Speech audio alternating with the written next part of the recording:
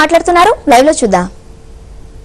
ఎవరు త్యాగాల ఫలితం వల్ల ఈ రోజు తెలంగాణ వస్తుందో ఆ త్యాగాలు చేసిన కుటుంబాలను ఆదుకోవాల్సిన బాధ్యత జయపాల్ రెడ్డి గారి మీద లేదా?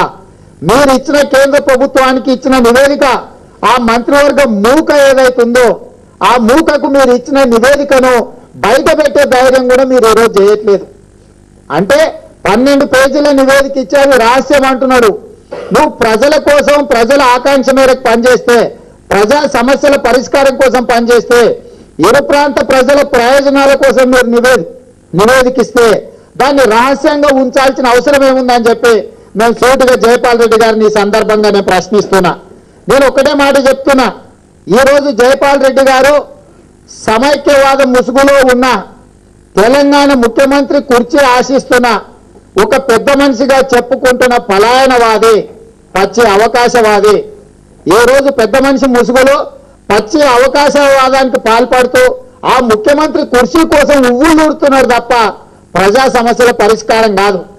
తెలుగుదేశం పార్టీ చెప్తున్న సమన్యాయం ఏందో ఇప్పటికైనా జయపాల్ రెడ్డి గారు చెవులు ఇక్కడ పెట్టి వినండి. మీరు ఇక్కడ ఈ హైదరాబాద్ లో కానీ ఇరు ప్రాంతాలలో విద్యార్థులకు కొన్ని ఆందోళనలు ఉన్నాయి, కొన్ని అనుమానాలు ఉన్నాయి. విద్యార్థులకు చదువుకునే అవకాశాలకు సంబంధించి యూనివర్సిటీలకు సంబంధించి అదనంగా ఏర్పాటు చేయబోయే యూనివర్సిటీల పట్ల కొన్ని అనుమానాలు ఉన్నాయి. ఆ అనుమానాలను కేంద్ర ప్రభుత్వాన్ని విద్యార్థి సంఘాలను పిలిచి మాట్లాడమని చెప్పినాం. అదే విధంగా ఉద్యోగ సంఘాలు ఉన్నాయి. ఇటు సెక్రటేరియట్ కావచ్చు, ఏపీ ఎన్జిఓలు కావచ్చు, తెలంగాణ ఎన్జిఓలు కావచ్చు, తెలంగాణ గెజిటెడ్ ఫోరం కావచ్చు, ఈ ఉద్యోగ కూడా తమ ఉద్యోగ భద్రతకు సంబంధించి అనుమానాలు ఉన్నాయి. వాళ్ళని ఏ ప్రాంతంలో ఎవరిని ఎక్కడ పెడతారో వాళ్ళందరికీ కూడా చెప్పాల్సిన బాధ్యత రాష్ట్ర కేంద్ర ప్రభుత్వాల మీద ఉన్నది. కాబట్టి వాళ్ళను కూడా పిలిచి కూర్చోబెట్టి వాళ్ళ సమస్యలను పరిష్కరించే విధంగా కేంద్ర ప్రభుత్వాన్ని వాళ్ళతో చర్చలు చేయమని చెప్పింది తెలుగుదేశం.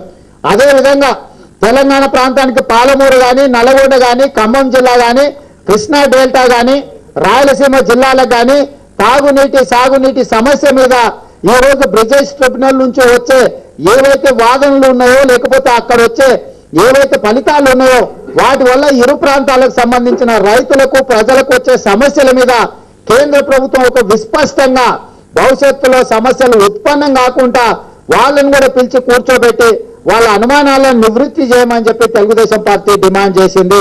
ఇది మీకు సమన్యాయం కనిపించట్లేదా? మీ ఉద్దేశంలో సమన్యాయం అంటే సోనియా గాంధీ కొడుకు ప్రధానమంత్రి కావడం,